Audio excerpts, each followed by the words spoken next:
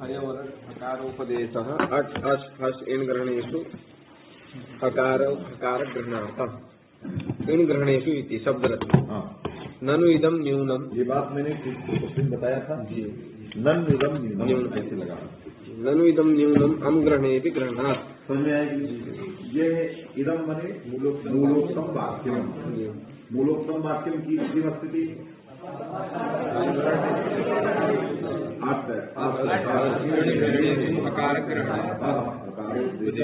इत्याकारकम यत् मूलोक्तम वाक्यम तद्वाक्यम न्यूनम मने अल्पम, कम हो गया। कम मने आना होता है तो अल्पम। ये वाक्य क्या है? अल्पम, छोटा है। मने एतत् क्या बोलना चाहिए? बृहद वाक्यम वक्तव्य, इससे कुछ बड़ा है कि नहीं? तो बृहद वाक्यम वक्तव्य, बृहद वाक्य की संभावना है। तो संभावना है तो उसको बनाइए। तो अर्थ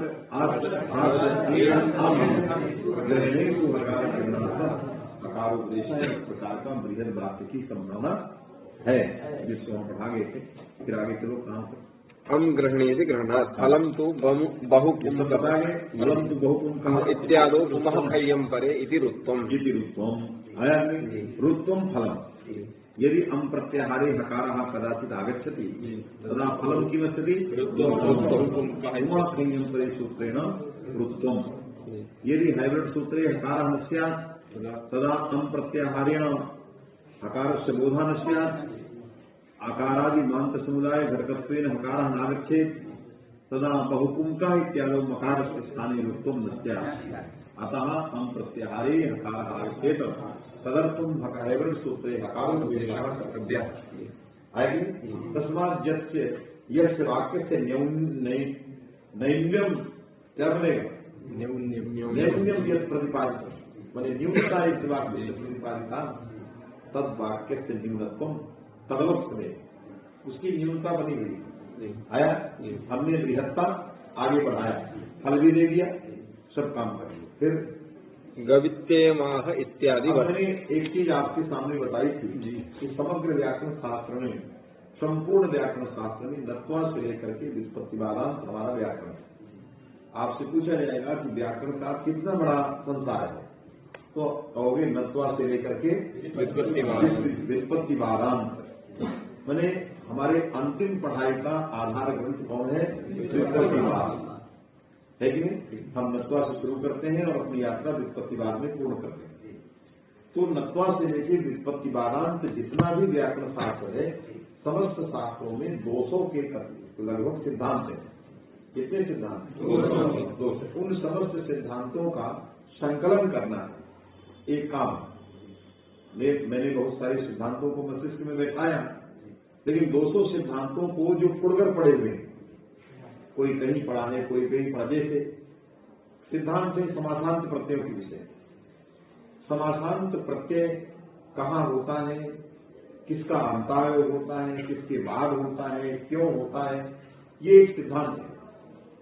वो सिद्धांत जो फुड़कर पड़ा है, कहीं कुछ लिखा है, कहीं कुछ लिखा है, कहीं कुछ, सबका पूरे ग्रंथों के निचोड़ के बाद क्या वाक्य बनता है, उसको हमें संकलित करना है। तो ये गतम भी बनता है, गता भी बनता है। ये कर्तरी-अक्ता प्रत्यय होने होता है, ये भाव में कैसे आया, इस प्रकार का सिद्धांत विस्फलित होकर के हमारे ग्रंथों में पड़ा, उसको लाना जी। ये द्योत्य जो होते हैं वो विशेषण ही होते हैं। ये सिद्धांत कहाँ आया, किस संदर्भ में आया और इसमें क्या चीज है, ये हमें लाना है। कौन बोल रहा? समझ में आएगी जी। इस तरह जो मैं आपको बता रहा हूँ, ये सारे सिद्धांत हैं। ये जो सारे सिद्धांत हैं, ये सिद्धांत कितने हैं? 200 प्राय 200 सिद्धांत। यदि हम 200 इस तरह के सिद्धांत संकलित करके और ले याद कर लें तो व्याकरण की यात्रा दौड़ते हुए निकल पड़ेगी, कहीं कोई प्रॉब्लम नहीं। समस्या तो वहां आती है कि हम कुछ पढ़ते हैं वहीं उसको भुला देते हैं, तो जो दूसरा आता है प्रकरण तो फिर वही बात आती है, तो हम फिर उस सिद्धांत को खोजने लगते हैं, अरे वहां क्या कहा गया, ये समझ में नहीं आता। इसी तरह एक सिद्धांत यहाँ पर आया है यह है अनुकार्य और अनुकरण को लेकर। ये भी एक सिद्धांत है, किसको लेकर के? अर्थात किसी भी शब्द से बोध के विषय में दो पद्धतियां हैं और उसमें अनुकार्य और अनुकरण नाम के शब्दों से जाना जाता है, वो पद्धति जानी जाती है। अनुकरण क्या है और अनुकार्य क्या है? अनुकार्य वास्तविक है। अनुकार्य क्या है? वास्तविक है। जिससे अनुकरण होता है उसको अनुकार्य कहते हैं, है कि नहीं? अनुकार्य में कौन प्रत्यय है? अनुपसर्ग क्रिया धातु से प्रत्यय बाहुल का अपादान है कि नहीं? यस्मात् अनुक्रियते, तो अनुक्रियते यस्मात् तत् अनुकार्यम। ये जो एणत आया रिहलोर, ये जो एणत आया ये कर्म नहीं आता है, कार्यम हार्यम सब कर्म में आता, लेकिन यहाँ किसमें आया? क्यों आया? जैसे अनियर जो है हमेशा कर्म में या तो भाव में आता है, लेकिन स्नांति अनिल है, इसमें आया है कि नहीं? क्रियते यस्मात्, इस अर्थ में आया हुआ जिससे अनुकरण किया जाता है उसको क्या कहते हैं? अनुकार्य। अब आपसे ये सिद्धांत को जानना पड़ेगा। कोई पूछेगा कि भाई अनुकार्य माने जो अनुकरण का विषय होता है, जब कर्म में प्रत्यय करोगे तो क्या होगा? अनुकार्य माने अनुकरण का विषय। तो का और हा ये अनुकरण के विषय नहीं, तो अनुकार्य है नहीं, है कि नहीं? अनुकार्य अनुकरण विशेष को किस नाम? अनुकार्य अनुकरण विषय, अनुकरण विषय और अनुकार्यत्व अनुकरण विषय को।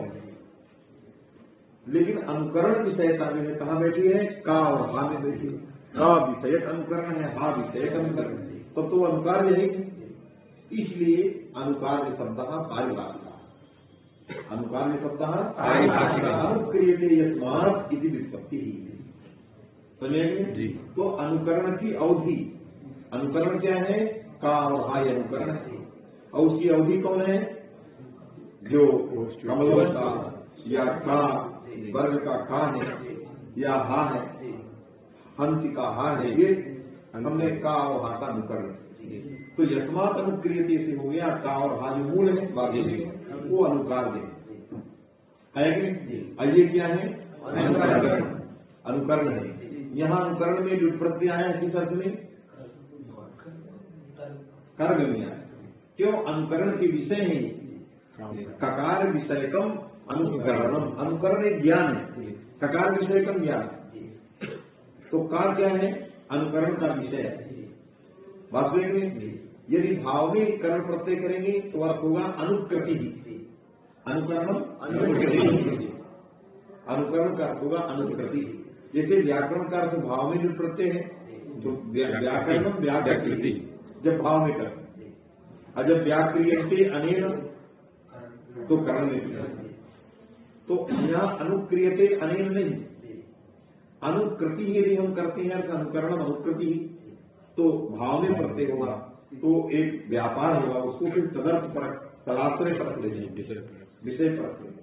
उस विषय परख लेने के लिए हमने क्या किया कि हम भाव में मन न करके ही कर दिया, भाव का कर्म में लुट दिया गया। तो अनुकरणम मने अनुकरण विषयी भूतम, है कि नहीं?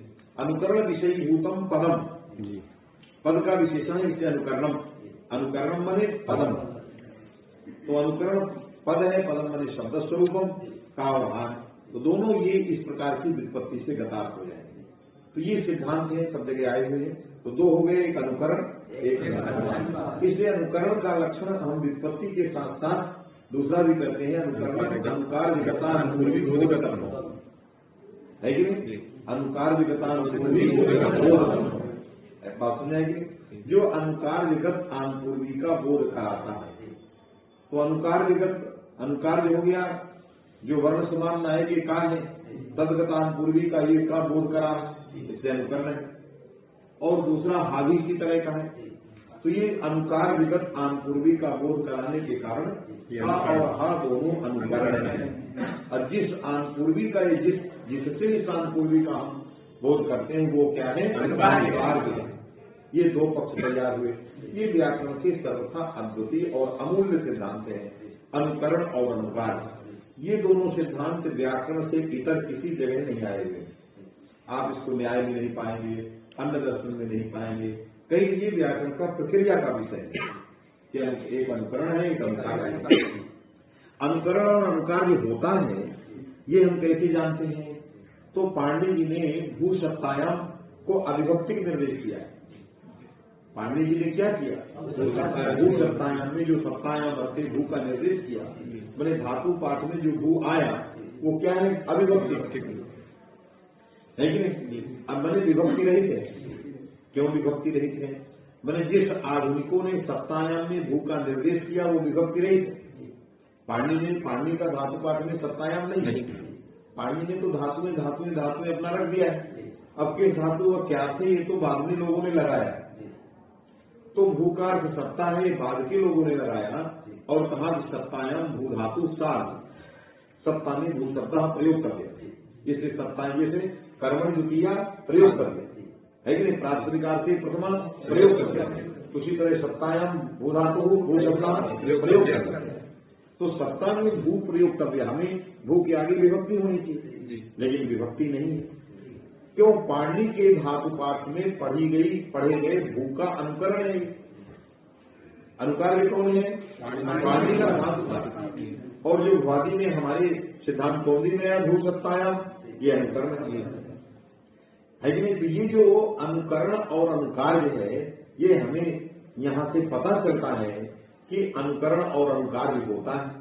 तो यहाँ हमने देखा कि यहाँ कोई विभक्ति नहीं, लेकिन हम पाणिनि के सूत्र में जब गए भूओ भू मुल्लुम लिटो गए नहीं, वहाँ भू धातु का भू से किसका बोध होता है? धातु का। अरे भूआ माने भू धातु को, बुक का आगम होता है, तो भू धातु को बुक का आगम होता है, तो उसके भुआ बुक में भुआ में षष्ठी का निर्देश किया, भुआ है षष्ठी जी। तो धातु से षष्ठी विभक्ति कैसे आएगी? क्योंकि प्राथमिक संज्ञा यदि होगी, प्राथमिक से विभक्तियां आती हैं, भू धातु की प्राथमिक संज्ञा तो होनी नहीं है। क्यों? आधार प्रत्यय हमने धातु बढ़ा दिया है। ये तो भुआ भू भूमिकों में भू धातु है, तो धातु होने से इसकी प्राथमिक संज्ञा षष्ठी विभक्ति आएगी नहीं। तो पाणिनि ने अपने सूत्र में भुआ कैसे निर्देश कर? तो एक जगह विभक्ति नहीं आई दिखाई दे रही और एक जगह विभक्ति आई दिखाई दे रही। इन दोनों प्रकार के आचार्यों के व्यवहार से हमने अनुकरण और अनुकार में दो चीजें देखा। एक जगह विभक्ति का आना देखा, एक जगह विभक्ति का ना आना देखा। एक जगह हमने प्राथमिक संज्ञा देखी, एक जगह हमने प्राथमिक संज्ञा नहीं देखी। इसका मतलब अनुकरण और अनुकार के मध्य में दो चीजें हैं, दो पक्ष हैं, एक भेद पक्ष है और अभेद पक्ष है। क्या पक्ष है? अभेद। जब कोई अनुकरण से विभक्ति ना आवे, केवल अनुकार से आवे, तो हमें ये समझना है कि अनुकार और अनुकरण के बीच में अभेद है। क्या है? अभेद के बीच में क्या है? अभेद। अभेद अभेद पक्ष में जैसे एक पिता के तीन पुत्र हैं, उदाहरण से तीन बेटे हैं और तीनों का सम्मिलित परिवार एक साथ रहेगा, है कि नहीं? है कि नहीं? तो अनुकार भी कौन हुआ? पिता। ये तीनों क्या है? अनुकरण है और पिता अनुकार है। तो समग्र शक्ति किसके पास है? पिता के पास। पिता के पास समस्त निर्णय लेने की शक्ति पिता के पास। तो शक्तिमान कौन कहा जाए? जो शक्तिमान वही अर्थवान। यदि तीनों में बांट लिया, कहा पिताजी आपका चूल्हा चौका अलग रहे, हमारा अलग रहे, बांट लिया, तो अपने अपने दोनों शक्तिमान दोनों हो गए। ये भी तो जब अलग अलग हुए तो भेद विवक्षा है, और जब एक साथ रहे तो अभेद विवक्षा में शक्तिमान एक ही होता है, दूसरा शक्तिमान नहीं होता। और भेद विवक्षा में दोनों शक्तिमान, पिता भी अलग मालिक अपने घर का और पुत्र भी अपने अपने घर के मालिक, इसलिए शक्ति दोनों जगह रहती। तो इसका मतलब हमने देखा कि भेद पक्ष में दोनों अर्थवान होते हैं, और जो अर्थवान वो प्राथमिक कहा जाता है। तो भू भूमिलिटो में जो भू है वो पाणी के धातुपात भूस का अनुकरण है, लेकिन दोनों अलग अलग है, भेद है। तो भेद है तो दोनों शक्तिमान है, और यदि शक्तिमान है तो दोनों अर्थवान है, अर्थवान है तो प्राधान्य संज्ञा हो जाएगी और विभक्ति आके भुआ बने। लेकिन भू सप्तायाम के साथ क्या है, ये अभेद है, एक साथ तीनों पुत्र की तरह रह रहे हैं। तो जब अभिन्न है तो शक्ति किसके पास, के पास है, इसके पास शक्ति नहीं तो ये शक्तिमान शक्तिमान नहीं है। यदि शक्तिमान नहीं है तो अर्थवान नहीं है, अर्थवान नहीं तो प्राकृतिक, इसलिए भू सप्तायाम में विभक्ति नहीं आया। अब इसलिए दो पक्ष समझ में आए, भेद पक्ष और अभेद पक्ष। अब अभेद पक्ष में देखना है कि अभेद पक्ष में क्योंकि एक ही जगह अनुकार्य के पास वृत्ति है, शक्ति है, वही शक्तिमान वही अर्थवान कहा जाएगा, तो क्या ये निरर्थक कहा जाएगा? कौन? अनुकरण करना, क्योंकि शक्ति किसके पास है, तो अर्थवान कौन होगा? शक्त्या जो अर्थ को कहता है वही अर्थवान कहा जाए, तो शक्ति तो अनुकार्य के पास है, तो वही अर्थवान होगा, तो जो अनुकरण होगा ये तो अनर्थक कहा जाएगा। फिर तो कहा अनर्थक तो नहीं है, अर्थवान है, लेकिन शक्त्या अर्थवान है, शक्ति उसी के पास है। ये किससे अर्थवान है? संबंधे अर्थवान, तो सादृश्य ये अर्थवान।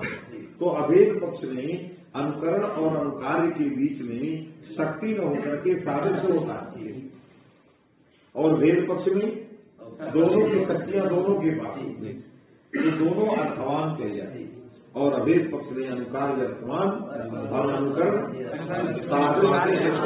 सादृश्यवान कहा जाता है। बात देखिए, सादृश्य संबंधवान कहा जाता है। आया ये दो प्रकार के पक्ष। राघव तुम इधर उधर मारजालों की तरह ताक रहे, कभी इधर कभी जैसे वो दूर ताकता। मारजाल जानते हो, बिडाला, ओतुर बिडाला मारजाला, वह ओतु इधर उधर ताकता। क्यों इधर उधर ताक रहे, क्या नहीं तुम्हारे पास है? तो फिर क्यों इधर कभी उधर जाते हो, कभी उधर जाते? तेरे देखो पढ़ो उसको, मैं मुझे यहां से दिखाई दे रहा, तुम क्या कर रहे हो? समझ में आया? मेरी बात समझ आ गई? इसी बात को ये दिग्दर्शित करने जा रहे हैं। गए गवित्येमाह इत्यादि उदाहरण दे रहे हैं, गए गवित्येमाह इत्यादि लगा गवित्येमाह की तरह, आदिवत का मतलब इत्यादि और शब्द है, फिर वत लगा है, मैंने गवित्येमाह इस प्रयोग की तरह। इस प्रयोग में क्या है?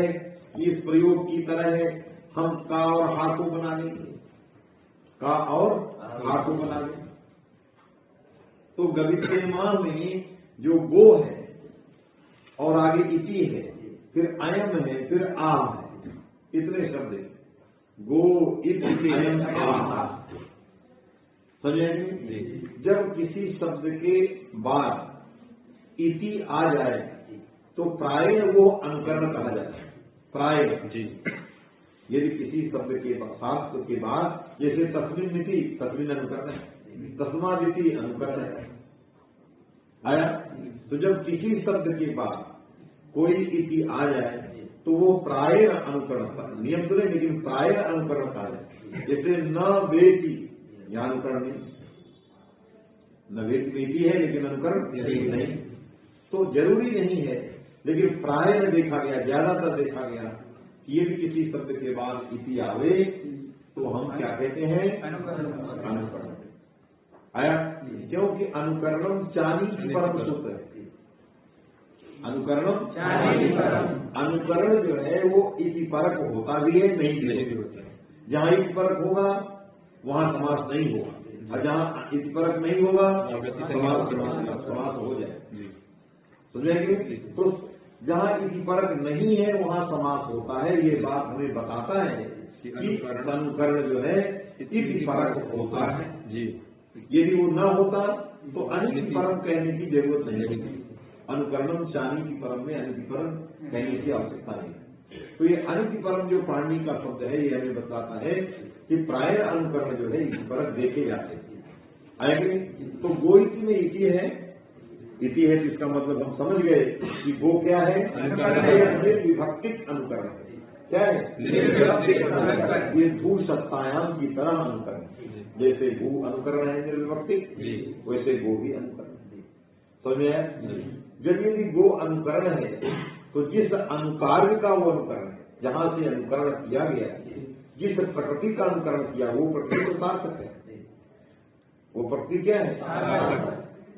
तो जिसका जिस गो का अनुकरण किए वो गो क्या है? सार्थक है। लेकिन ये निरर्थक है, इसमें अर्थवत्ता नहीं। यदि इसमें अर्थवान होता और ये पद होता, सु आता, विभक्ति आती, तो फिर जो है अवादेश होता, तो गो एक पद होता और पद का अंत कौन होता? ओ होता। उसके स्थान में आने वाला अवादेश वो भी पद कहा जाता है। मैंने गो की जगह गौ होता तो पद होता, तो पद का अंत कौन होता? वकार। तो वकार का क्या करते? लोप कर देते। लोपा कर देते, पदांत वकार का लोप होता है। अब तो गवित्य माने गव इति में वकार पदांत नहीं है। क्यों पदांत नहीं है? क्योंकि यहाँ कोई विभक्ति आई ही नहीं है। क्यों विभक्ति नहीं आई है? क्योंकि जो अनुकार्य है कि नहीं, अनुकार्य जो है वो सार्थक है, और उस सार्थक अनुकार्य का ये बोध तो करा रहा है, लेकिन सादृश्य बोध करा रहा है। अभेद है दोनों में, तो सादृश्य संबंध से बोध करा रहा है। ये जो है सत्याबोध नहीं करा। ये भी सत्याबोध कराता तो निश्चित ये जो है अर्थवान होता, तात्पर्य होता, विभक्ति आती, विभक्ति के बाद पद बनता, यदि पद बनता तो लोप होता। लेकिन गौ इति में पदांत वकार का लोप नहीं किया गया, इसका मतलब यहाँ अभेद पक्ष है, यह अर्थवान नहीं है। जैसे इतिवत इस शब्द की तरह बहुपुंका में जो का और हा है, का भी अनुकरण है, हा भी अनुकरण है। जिस अनुकार्य का ये अनुकरण है, उस अनुकार्य का कार्य बोधक तो है, लेकिन सादृश्य बोधक है, अभेद है। ये भी सादृश्य बोधक है, तो अर्थवान नहीं है, जिससे इसकी तात्विक संज्ञा नहीं होगी, तो पद नहीं कहा जाएगा। तो कलाम जो सुनते होगा सूत्र नहीं लगेगा, तो का को क्या नहीं होगा? जब नहीं, तो का रह जाएगा, उधर कहा रह जाएगा। तो बहुभूमिका सूत्र में, बहुभूमिका प्रयोग में कुआं के पर लग जाएगा। तो अम परक कौन हो गया? का होगा, जिसके रहते मकार पुरुष हो जाएगा, तो फल बन गया। आपने इसको न्यून जो कहा है वो सत्यता है, न्यून की न्यूनता बनी रहेगी।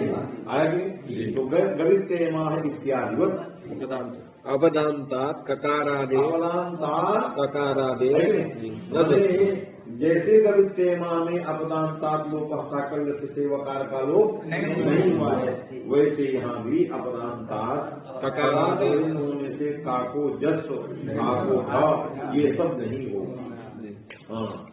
ककारादे नजस्वम इति चेत न, ककारादे नजस्वम, ककारादि को ककार से आदि न हकार, मैंने ककार को जस ककार से है कि नहीं? जब नहीं होगा तो फल बन गया जी, इदम न्यूनम फल बन गया।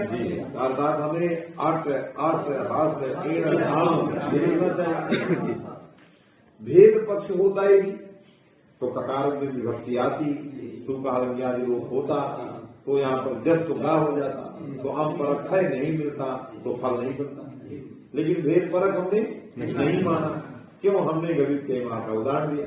जिस तरह गवित्य माह में अभेद पक्ष माना गया, अपदान तत्वाकार का लोप नहीं किया गया, वैसे यहाँ भी गवित्य माह की तरह अपदान है, अपदान तत्वाकार का लोप प्रकार का जस जो है नहीं होगा, हम परख है मिल जाएगा, है कि नहीं? रुष्ट होने लगेगा, वो ना हो, है कि नहीं? रुष्ट हो जाए, तो इसीलिए हमें हैब्रेट का आकार रखना चाहिए। ये भी हम प्रत्याहार का फल है। इति चेत ननु से लिखा नन विदम निम्नम इति चेत, नन विदम आया कि नहीं? ये न्यूनता है, ये जो है रह गया, ये प्रश्न जो है बना नहीं। समझ में आया कि नहीं? हाँ, आगे बोलो। इति चेत न सुट पिथो हो इत्यादि ये प्रश्न है। चेत ननु से जब कोई प्रश्न उठाया जाता है तो चेत में गिरता है, और नाचा से जब कोई प्रश्न उठता है तो बात से नहीं गिरता है। नचा होगा तो कहेंगे नच बात से, ननु से उठेगा तो ननु की चेत, तो आगे उत्तर होगा ना। और वाच्य से जब उत्तर दिया जाएगा तो पंचम से होगा, आगे कोई पंचमी लगी रहेगी जो वाच्य का उत्तर होगा। ये ग्रंथ लिखने की और समझने की एक शैली है। तो ननु से उठा है तो कहाँ गिरेगा, और उत्तर कहाँ से शुरू होगा, चेत। अब ना से उत्तर नहीं, ठीक नहीं है, आपका ये कहना ठीक नहीं है। अर्थात अब प्रत्याहार में हकार का प्रयोजन देना ठीक नहीं है, और हमारे वाक्य को न्यून बतलाना ठीक नहीं। अर्थात हमारा वाक्य पूर्ण है, न्यून नहीं है। कैसे नहीं है, तो उसका उत्तर लिखा इति चेत न, भले नहीं है, मेरा मत ठीक नहीं है, उसका वो उत्पादन कर रहा है। आपका जो ये कहना है अपदानता ककार आदि इत्यादि, ये उसका खंडन कर। खंडन का तरीका अलग है। खंडन का तरीका ये है कि हमने पूछा कि गोदौलिया किस तरह की है, तो आपने कहा कि सोनारपुरा चौराहा बहुत सुंदर है, बहुत सुंदर है सोनारपुरा चौराहा, वहाँ एक गेट बना है, इधर हरिचंद की ओर रास्ता है। हमने क्या पूछा, आप क्या कह रहे हैं, ये उत्तर की शैली है। शैली क्या है उत्तर, क्यों, भेद और अभेद दोनों सिद्धांति से उस पर उत्तर दे ही नहीं सकता। एक ने कहा अभेद है तो जस्ट नहीं हुआ, उसने कहा मैं भेद मान लेता हूं जस्ट हो जाए, तो वो तो उत्तर ही नहीं हो सकता। जब दो पक्ष सिद्धांतित रहते हैं तो कोई एक पक्ष से प्रश्न तो होना स्वाभाविक है कि नहीं। जब जब संभावना दोनों की रहे तो एक न एक तो रहेगा, है कि नहीं। हमने सीता जी को अशोक वाटिका में बैठा है, आपने कहा बबूल की वाटिका में क्यों नहीं बैठे, हम उठा के बबूल में बैठा दिए, तो आपने कहा बबूल में क्यों नहीं बैठे। हम आम वाले में बैठा दिए, वहां भी आप ये कहे आम वाले में क्यों बैठा है, गुलाब वाले में क्यों नहीं। तो जहां सारे पक्षों की संभावना है वहां उस पक्ष से उत्तर नहीं होता है, क्योंकि वो तर्क बना रहे। आपने अभेद क्यों माना, भेद माना, भेद भी मान, भेद भी सिद्धांत। भेद क्यों माना, अभेद क्यों नहीं मानते, अभेद क्यों मानते हैं, भेद क्यों नहीं। ये ऐसे उत्तर नहीं होते, इसलिए उस दिशा में उत्तर दे नहीं सकते। तो ग्रंथ जो आगे लिख रहा है वो ग्रंथ की शैली, प्रश्न कुछ और है और वो प्रश्न सही है, उसका कोई उत्तर नहीं है, उत्तर दूसरा कुछ देना पड़ेगा। तो जो मैंने भी बताया गोदौलिया किस तरह की है, तो आपने गोदौलिया नहीं बताया कि वहां एक नया खान तैयार कर दिया गया ऐसे बना दिया गया, ऐसा तो आपने बताया है कि नहीं। आप कहाँ बताने लगे, सोनारपुरा को बताए जहाँ खान है नहीं, बात समझे। तो हम कुछ और पूछे, हमने प्रश्न किया ऐसा, आपने उत्तर दूसरा दिया, तो आपने जो प्रश्न किया वो सही किया, उसका कोई उत्तर ही नहीं। लेकिन हमें हम प्रत्याहार में हकार को हटाना है, अपने मूलोक्त वाक्य को न्यून न होने पर पूर्ण बताना है, हमें दूसरा उत्तर आए, हम कोई दूसरे उत्तर की ओर जाए। आपका प्रश्न सिद्धांत है, उत्तर नहीं है, प्रश्न ही नहीं है। हाँ, आपने प्रश्न के माध्यम से, इस सिद्धांत भूत प्रश्न के माध्यम से हमारे वाक्य को जो न्यून बताया है, उदाहरण जो आपने बहुमुखा बताया है, उस पर हम प्रहार करने जा रहे हैं, समझेंगे। लेकिन हमारे प्रहार करने का रास्ता दूसरा, ये नहीं, समझ में आएगी। वही लिखा है, वो कहा सुखी हो, अरे मैं तो अनुकरण की बात कर रहा था, अब आप कहाँ की बात करने लगे, मैंने मैं गोदौलिया की बात कर रहा था, आप सोनारपुरा की बात कर। लेकिन वो कहेगा सुनो तो सोनारपुरा वर्णन करते करते गोदौलिया आ जाए, बात नहीं कि नहीं, वही सुनाने जा रहा। सुर्तिथो हो, सुर्तिथो हो इत्यादो इकारादि उच्चारणेन। सुर्तिथो क्या करता है आप सबको मालूम है, किसको किसको मालूम है सुर्तिथो, सुना है कभी ने। ये अष्टाध्यायी सिद्धांत कौमुदी का सूत्र नहीं याद करोगे, ऐसे बहुत सारे सूत्र आते रहेंगे और आप नहीं सुनोगे तो क्या होगा, आते रहेंगे चले जाएंगे, ना आप सुनोगे हम सुनाते रहेंगे। कितने लोगों ने सत्यनारायण की कथा सुनी, रोज हर पूर्णिमा को सुनते हैं, कितने तर गए, कितने तरे, कोई नहीं तरा, क्योंकि सुने ही नहीं थी। जल्दी करिए पंडित जी, जल्दी करिए, बिगड़ रहा है, अरे क्या आप भटर भटर कर रहे हैं, जल्दी करिए। अरे महाराज इसको करते ही नहीं तो ज्यादा, जब आपको यही करना है कि पंडित आया बड़ा देर कर दिए, जाना था खेत खलियान, और सत्यनारायण में हम बैठे हैं।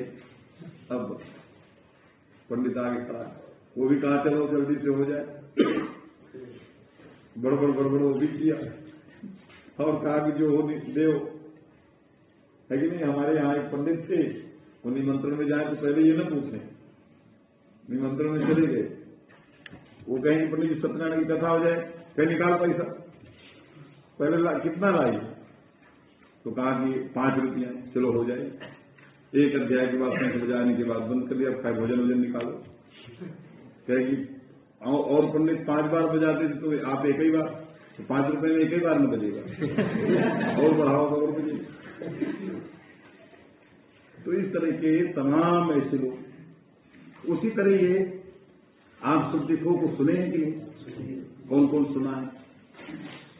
जिन लोगों ने सुना हो, जिसको वृत्ति याद हो, मैं पूछूं, न सुनने वाले कितने हैं जिन्होंने कभी अपने जीवन में न देखा है न सुना है?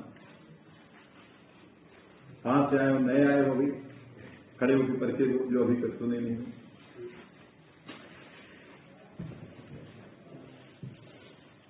बताओ इसको कहां का है, क्या कर रहे हैं? उठ के बताओ हमें सबके बीच में, कहां से आए हो? अलीगढ़ हैं? अलीगढ़। अलीगढ़ तो बड़ा मुश्किल है सुनना, अलीगढ़ में सुन पाना बड़ा कठिन। अब आ गए हो, काशी परिवर्तन करो, अलीगढ़ को ही बदल रहा और उसको बलीगढ़ बनाओ, भगवानों का गढ़ करो, अब अली को हटा के बलीगढ़ करो। अरे बली मने हनुमान जी महाराज, उनका गढ़ है हनुमानगढ़ी की तरह, है कि नहीं? तो चलो सुने नहीं हो तो सुनने की कोशिश करो, सिद्धांत कौमुदी सूत्र याद किया, और सब लोग सुने हो। बगल वाला बोलो क्या वृत्ति है?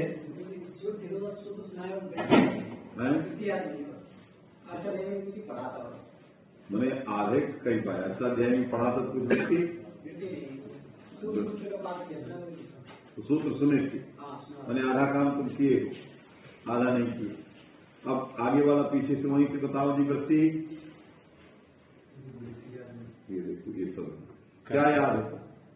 तो यही सूत्र लिखा है, इसी को अभी सुने हो, तो वहां तो था ही नहीं। ऐसे में हमसे ठग करोगे तो काम बिगड़ जाएगा।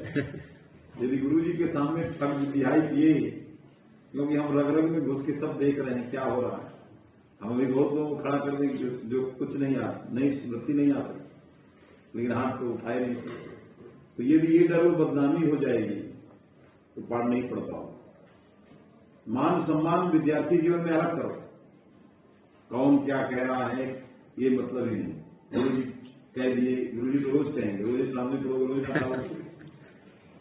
रोज सामने पढ़ोगे, हमारे सामने जो पढ़ता है 100 बार बताता है, डांटते डांटते ठीक हो जाता है। और जो ये हुआ अकेले हम बहुत सम्मानित हैं तो किताब उठाओ बाहर जाए, तो नहीं यार, और कोई पीछे से उधर से तुम सुनाओ जो काली टोपी, यही सामने खड़े, हाँ तुम्हें को कह रहे हैं, क्या नाम है? मोहित। मैंने हम नस नस खड़ा कर रहे हैं। इसके बाद बगल वाले अपने बगल से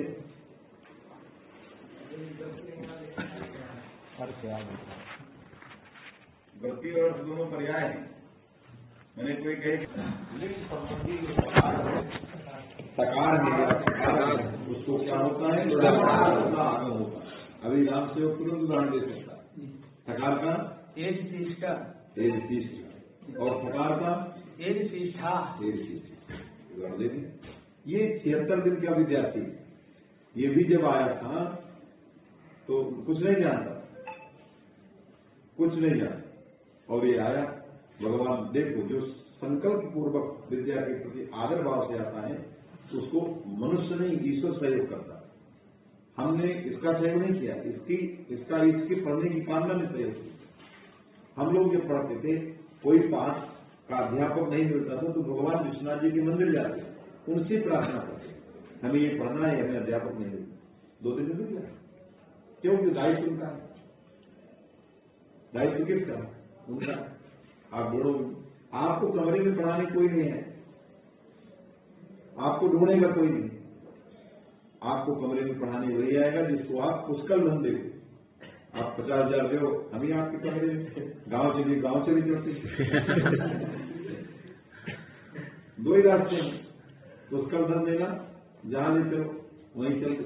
तो 10,000 रुपये रोज दो, 15 दिन तुम्हारे गांव हो गया, फिर चले आएंगे, फिर चले जाए। तो पुष्कल धन दे करके अध्यापक को कहीं बुलाया जा सकता है, लेकिन विद्या निःशुल्क पढ़ना है तो उसको श्रद्धापूर्वक ही पढ़ना पड़ेगा, और कोई रास्ता नहीं, विश्वास और श्रद्धा। ये बता दिया। तो सकार और सकार को सुकार।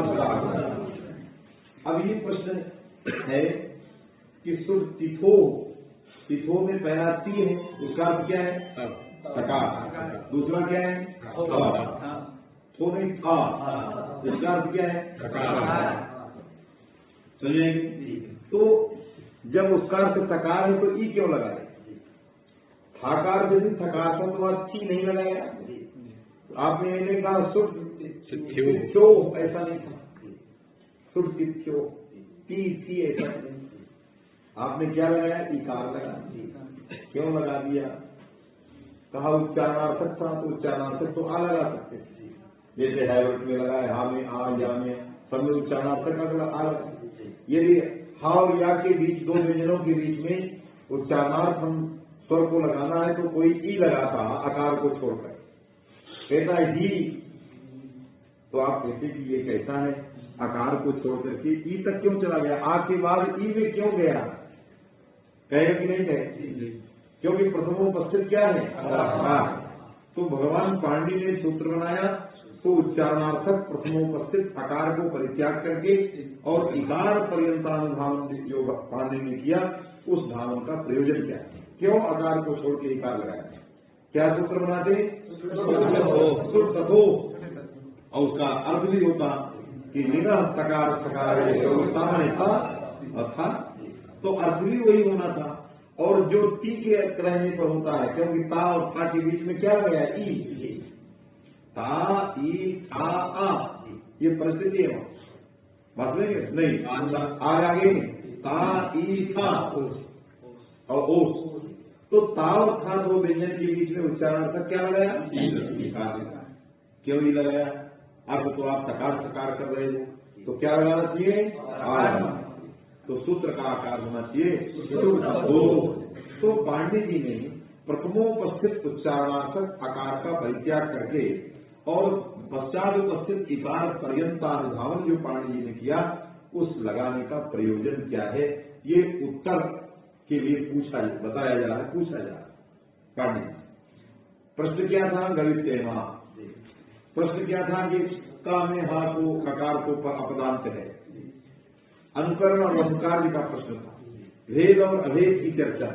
और कहाँ चले गए हम लोग? बहुत किसी दूसरे चौराहे में घूम रहे थे। प्रश्न समझ गए वो क्या पूछना चाहा कि आकार को परित्याग करके इकार में क्यों गए? तो इसका मतलब जब कोई आचार्य कोई सरलता से प्राप्त वस्तु को छोड़ करके कुछ अधिक प्रयास करता है तो उसका मतलब कुछ बताना चाहता है कि नहीं? सरलता के मार्ग को छोड़ करके आप कुछ कठिनता के मार्ग में जाओगे, इसका मतलब कुछ आप बताना चाहते, कुछ करना चाहते, है कि नहीं? कोई व्यक्ति 3 बजे जगा, ये कठोर मार्ग है, कोई 8 बजे जगा, सरल मार्ग है। सरल मार्ग की आराम से चद्दर दबा के सोया, है कि नहीं? आराम से जगा, जिस तरह से अध्यापक लोग अपना जगते हैं, अध्यापक लोग उस तरह विद्यार्थी भी, तो वो अपने अवस्था और मर्यादा के अनुरूप कार्य नहीं किया, समझेंगे? वो सरलतम मार्ग था। सरलतम मार्ग में चलना सबको ही चलता है, इसलिए उस मार्ग का परित्याग करके कठोर मार्ग में जब जाया जाता है तो इसका मतलब कोई हमारा तात्पर्य, कोई प्राप्त, कोई लक्ष्य कुछ और होता है। हम क्यों 3 बजे जगते हैं? इसका मतलब हमारा प्राप्त लक्ष्य कुछ और है।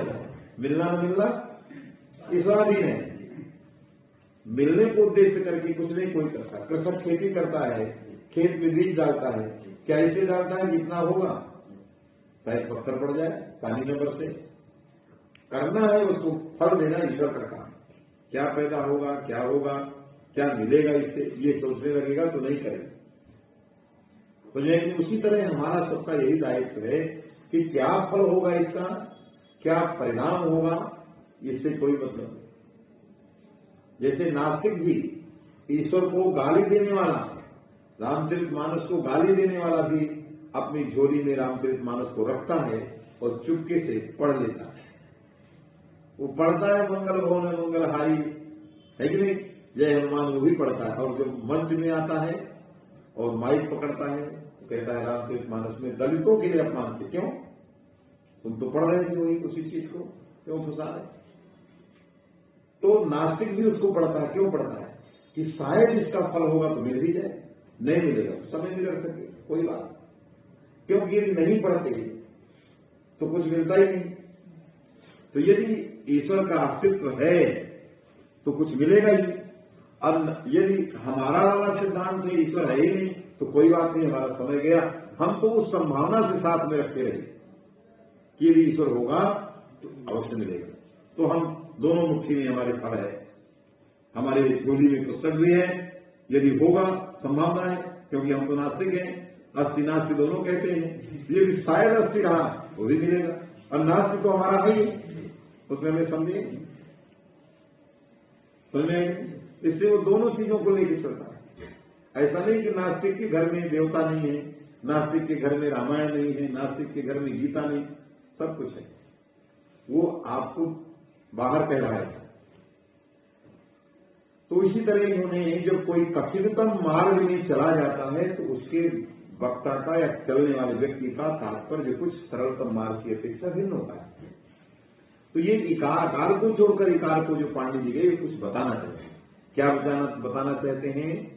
सुप्तिथो हो इत्यादो विकाराद्युच्चारण शास्त्राबोधित अव्यवहित फल समुदाय से असाधुत्व बोधना। ये बताना चाहते हैं ये जो श्रुतियों में इकारोच्चारण है, जो आकार रखना चाहिए और इकार रखेगा, ये बताना चाहता है क्या कि शास्त्राबोधित, देखिए समझिए, शास्त्राबोधित अव्यवहित फल समुदाय असाधुत्व बोधना, लेकिन ये इकार के द्वारा बोधित हुआ है, समझेंगे।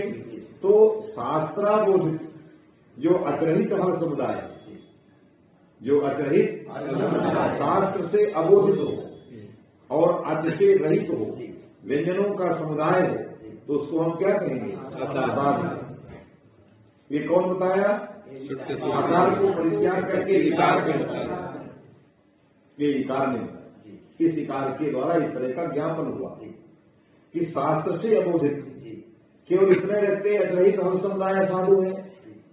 तो सो सूत्र में 2 था, सो अस्को में आधा था, अब जिसके बाद फिर वो भी तो अतिरहित फल समुदाय है, उसके बीच में कोई अर्थ नहीं, तो वो भी तो असाधु हो जाए, लेकिन वो शास्त्र से बोधित बात नहीं। तो शास्त्र के द्वारा वो बोधित है, शास्त्र ने उसको ज्ञान कराया है, ये सूत्र है, इससे जो है लक्ष्य की सिद्धि है, समझे कि नहीं? आचार्य व्यवहार है, इससे शास्त्र से अबोधित, जहां पर शास्त्र ने बोध न कराया, जैसे सु दा हा य, ये सब अतिरहित है।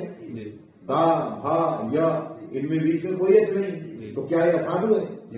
क्यों? शास्त्र इसमें बोध कराया है, अनश्या ने किया है। तो जो शास्त्र से बोधित होगा हमें अतिरहित फल समुदाय बहुत मिलेंगे।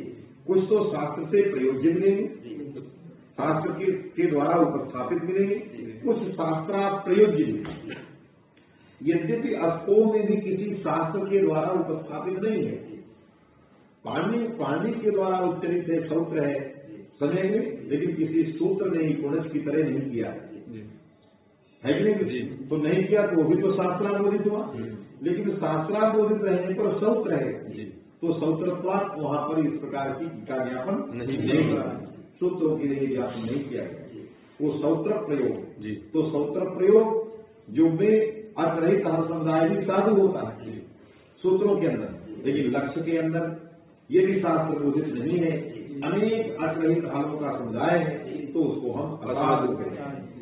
आया नहीं? तो शास्त्रेण अबोधिता या अजर्भिता समुदाय है कि नहीं? तो शास्त्रेण अबोधिता शास्त्राबोधिता सचातो हर समुदाय है कि नहीं? अजब व्यवहित समुदाय शास्त्राबोधित अजब व्यवहित समुदाय अपराध। सुनिए, अब आपने जोड़ा है बहुपुम धन का वहां के बीच में कोई अर्थ है नहीं। अजरहित हर समुदाय है कि नहीं? किसी शास्त्र ने इसको किया है नहीं किया, तो असार। और व्याकरण शास्त्र के सूत्रों की प्रवृत्ति कहाँ होती है? साधु शब्दों में के अनुशासनार्थ होती है। साधु अनुशासनम इदम व्याकरण शास्त्र, परियुक्तानाम अन्वाख्यानम इदम व्याकरण शास्त्र। माने साधु शब्दों के अनुशासन में व्याकरण शास्त्र की प्रवृत्ति है। गावी, गोमी और गोता की सिद्ध करने के लिए व्याकरण शास्त्र नहीं बना। आप कहते हो गैली, खैली के लिए व्याकरण शास्त्र नहीं बना।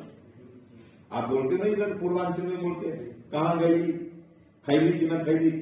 कुछ जगह के लोग बोलते हैं खैबू, गैबू है। अब कहीं के क्या बोलते हैं आप लोग उसका समझिए। अब कोई कहाँ के बोलते हैं, कहाँ गए हैं, ये भी बोलते। ये सब असाधु शब्द हैं, असाधु भाषा है कि नहीं? तो जहाँ जिस प्रकार की ये बोली है, कहीं गाय को गौ कहते हैं, कहीं गावी कहते हैं, तो ये व्याकरण शास्त्र गौ की सिद्धि के लिए है, गावी, गोनी और गोता की सिद्धि के लिए नहीं है। क्यों? असाधु शब्दों के अनुशासनार्थ व्याकरण की रचना नहीं है। जो अनंत अनादिकाल से शब्द साधु थे, उसी साधु शब्दों के अन्वाख्यान आपके व्युत्पत्ति वर्धनार्थ व्याकरण शास्त्र की रचना हुई। इसलिए कहा गया है सिद्धे शब्दार्थ शब्द भी अनादिकाल से सिद्ध है और अर्थ भी सिद्ध है और दोनों का संबंध भी सिद्ध है। फिर आप क्यों आए हो यहाँ? जो सब कुछ सिद्ध है, जब तो सब कुछ सिद्ध है तो आप क्या नत्वासुकीन से कर रहे? तो हम इसलिए आए हैं, हम आपको सिद्ध शब्दों की सिद्धि बताने आए हैं। क्योंकि सिद्ध तो है, लेकिन सिद्धि कैसे है इस चीज का बताना क्या है हमारा। क्योंकि सिद्ध के अंदर सिद्धि है, और जिसके अंदर सिद्धि है वही सिद्ध है, और जिसके अंदर सिद्धि नहीं है वो ढोंगी है। असिद्ध क्या कहते हैं उसको? ढोंगी को। कहाँ ढोंगी? सिद्धि रहता, यहाँ सिद्धि रहता, सुंदर वेशधारी किंतु सिद्धि रहता है कि नहीं? कहा ढोंगी तीर्थ, उसको ढोंगी कहते। और सिद्धि सहिता, सिद्धि विशिष्टा, जो वो सिद्धा, उसको सिद्ध कहते। तो सिद्धियों से युक्त सिद्धियां बहुत सारी होती हैं। बड़े को लंबा करती हैं, लंबे को चौड़ा करती हैं। सिद्धियां ही 45 फीट को 1 इंच का कर देती हैं, 1 इंच को 45 फीट का कर देती हैं। ये कौन करता है? हनुमान जी ने क्या किया? मसक ये सिद्धि का कारण। अरे मसक समान 50 फीट का जवान और मच्छर की बराबर हो गया कैसे? ये कैसे? जैसे भारतवर्ष में सारी सिद्धियां थी, लेकिन इस समय सब ढोंगी हो गए। अब मसक समान रूप केवल बलात्कार के लिए, धूर्तता के लिए, दुष्टता के लिए, वो चीज नहीं रहेगी। नहीं, पहले ये सारी सिद्धियां जो होती थी ये कल्याण के लिए होती, समाज कल्याण के लिए होती। बात में तो देखिए मसक समान बड़ा रूप से छोटा, और कभी कभी छोटे से बड़ा, 50 से 150 फुट। कहाँ? जब आग लगाए लंका में बड़ा सा। तो ऐसी सिद्धियां होती हैं जो बड़े को छोटा कर दे और छोटा को बड़ा दे। ये सिद्धियों का है कि नहीं? ये सिद्धि वहीं से लग गया, उन्हीं बातों से लग गया कि सिद्धि होती है भारतवर्ष में। हमारे वेदों में, हमारे आस्तिक ग्रंथों में इस प्रकार की सिद्धियां थी, जिन सिद्धियों को हम जान नहीं पाए। हम गणना करने अणिमा, लघिमा, गर्भिमा, हमको गिरते रह गया अर्थ सिद्धि। इस प्रकार की सिद्धियां हैं, अणिमा, लघिमा, गरिमा है।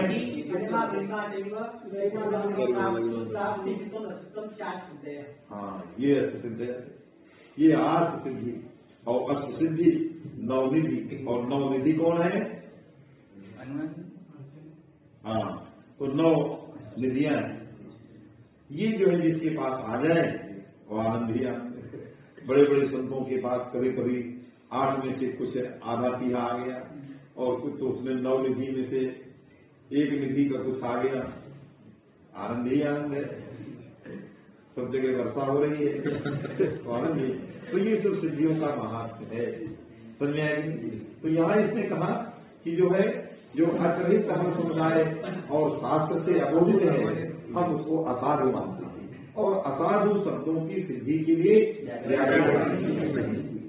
तो वो बहुपुम जनता में काम क्या है? असाधु।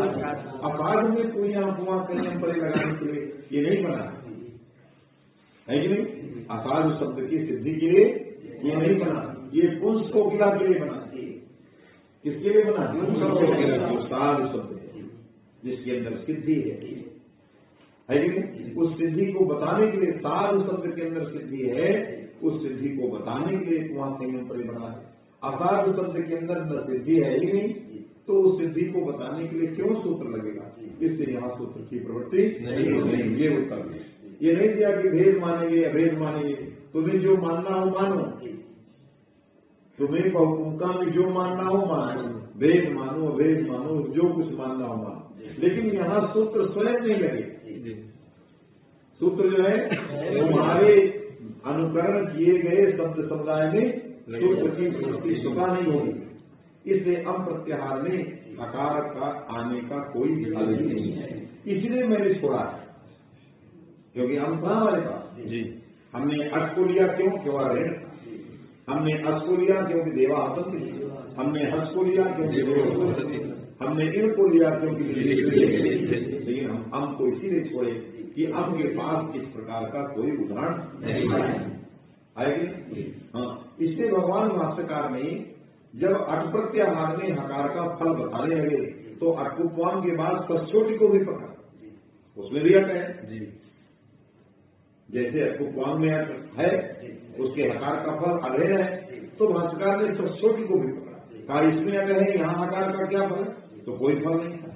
मैंने सचोट सूत्र घटक जो अट है उसमें हकार का फल नहीं आएगी, सचोट इसमें नहीं था। जब नहीं था तो भाष्यकार ने उसका नाम तो लिया लेकिन फल न होने का छोड़ दिया। समझेंगे? उसी तरह अप्रत्याहार में हकार तो आ रहा है लेकिन उसका फल न होने का, क्योंकि हमारा प्रत्याहारों में हकार को बताना प्रयोजन नहीं था, हमें उन्हें आने का फल बताना, वो लक्ष्य वो फल नहीं था, इसलिए हम प्रत्याहार को हमने परित्याग कर। समझे बात आ गई? वही है। चलो अतएव उच्चैरुदात्तः, पहले उसको पढ़ो पंडित जी ठीक थे। सुर्तिथो इत्यादो इकाराद्युच्चारणेन शास्त्रावोधित अजव्यभिध हल समुदाय से असाधुत्व बोधना। अतएव उच्चैरुदात्तः, अतएव ने इस प्रकार का अतिरहित हल समुदाय असाधु होता है, इति स्वीकारादे शास्त्रावोधित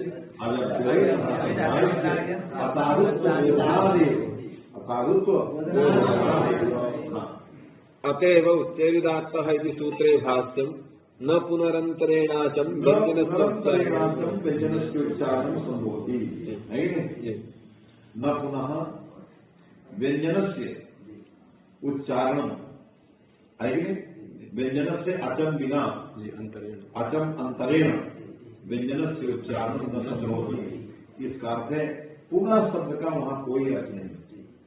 भाष्यकार के इस वाक्य में जो पुनः शब्द दिया गया है वो पुनः शब्द केवल वाक्य अलंकार के लिए है। कुछ शब्द ऐसे होते हैं जो वाक्य में अलंकार पैदा करते हैं।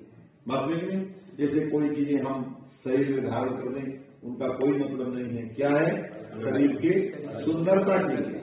उसी तरह वाक्यालंकार होते हैं, शब्दालंकार होते हैं, उन शब्दों का कोई प्रयोजन नहीं होता, केवल वाक्यालंकार के लिए है। तो पुनः शब्द इस वाक्य को अलंकृत कर रहा है, उसका कोई अर्थ नहीं है। अचम अंतरेण व्यंजन से उच्चारण न संभव। अच के बिना व्यंजन का उच्चारण नहीं होता है कि नहीं? इसका मतलब दो वचों के बीच में, दो व्यंजनों के बीच में अच जरूर रहते हैं, अनेक व्यंजनों के बीच में अच जरूर रहते हैं। आपने तो अच ही नहीं रखा। कहा इतने बड़े भाष्यकार ने कंधा फेंक दिया, कहा कि ना ना हम अनेक व्यंजनों को एक साथ नहीं रख सकते बिना उच्चारणार्थक वर्ण लगाए, उच्चारणार्थक अच को लगाए बिना हम अनेक व्यंजनों को एक साथ नहीं कर सकते उच्चारण। और जिसने कहा फल देना है वो तो उच्चारण कर रहा है। मैंने भाष्यकार जो है 1000 मुख वाले उच्चारण नहीं कर सकते और आप उच्चारण कर रहे हैं, इससे इसीलिए क्योंकि आपका असाधु है। यदि साधु होता तो भाष्यकार उच्चैरुदात्ता सूत्र में इस प्रकार की पंक्ति नहीं लिखते, न पुनरंतरेणाचन उच्चारण। हाँ, अतएव उच्चैरुदात्तः इति सूत्रे भाष्यं न पुनः अंतरेण अचं व्यंजनस्य उच्चारणमपि भवति इति। इसको हो इत्यादिस्तु सौत्र हो गया। पानी में क्यों रखा है? सा और का के बीच में कोई अर्थ नहीं है, वो भी शास्त्राबोधित आश्रयिक फल समुदाय है। पानी को आपने छूट क्यों दिया? तो कहा वो साधु सौत्र प्रयोग है। सौत्र बने छांदस प्रयोग। क्या है? सूत्र छंदोस होते हैं और ये सारे नियम कहाँ के लिए बनते हैं? लोक के लिए बनते हैं, वेद वाक्यों के लिए नहीं बनते। इसलिए वहां पर कोई इस प्रकार का नियम नहीं लगेगा। सौत्र प्रयोग मतलब छांद सब प्रयोग। इसको हो इत्यादिस्तु सौत्र प्रयोग। सौत्र प्रयोग। अतएव अटि हकार प्रयोजन अम प्रत्याहार हकार के प्रयोजन भाव। अम प्रत्याहार में हकार का कोई प्रयोजन नहीं था, इसीलिए अतएव अटि हकार प्रयोजन कथनावसरे अटि हकार प्रयोजन कथनावसरे भाष्ये षष्ठोटि इति उपन्यस्य तद उदाहरणं नोपन्यस्य। क्यों कोई फल नहीं? षष्ठोटि का प्रसंगानुसार उच्चारण तो किया, लेकिन फलाभाव उसको छोड़ दिया। उसी तरह अम भी है, कुमार संयम में अम था, लेकिन अम में हकार का कोई फल नहीं, ऐसा उदाहरण ही नहीं था, इसलिए भाष्यकार ने उसको नहीं रखा। तस्मात जो हमारा वाक्य है वो पूर्ण है, वो न्यून नहीं है। अतएव अटि हकार प्रयोजन कथनावसरे भाष्ये षष्ठोटि इति उपन्यस्य तद उदाहरणं नोपन्यस्तम्। हकार पर शकारासंभवेन षष्ठोटि इति प्रसंगोच्चारितं क्योंकि हकार पर सकारासंभव है। हकार पर सकार होगा कभी में षष्ठोटि लगेगा, है कि नहीं? तो हकार पर सकार जो है असंभव था, क्योंकि अट पर में हो ऐसा सकार, अट माने हकार, इस प्रकार का उदाहरण नहीं था। इसीलिए षष्ठोटि को भाष्यकार ने अट में हकार प्रयोजन कथनावसर में नहीं रखा। उसी तरह यहाँ पर भी हम परक माने हकार परक सब जो है ककार असंभव था, हकार परक ककार असंभव था, इससे मैंने हमको भाष्यकार ने नहीं दिया। हकार पर शकारासंभवेन षष्ठोटि इति प्रसंगोच्चारितम् इति च कैयटेन व्याख्यातम्। अमि हकार प्रयोजनम इति च भाष्ये नोक्तम इति दिक्। क्यों? हकार परक सब प्रत्याहार के अक्षर के अभाव में प्रकार के अभाव आया, इसलिए हम प्रत्याहार में हकार का कोई प्रयोजन नहीं था, इसलिए भाष्ये नोक्तम। तस्मात् न्यूनम सब सभी न किमपि बृहत् वक्तव्य। जो कुछ वाक्य में हमने मूल में बताया वो सही है, इसको बढ़ाया नहीं जा सकता। बस अब ये सूत्र पूरा हो गया।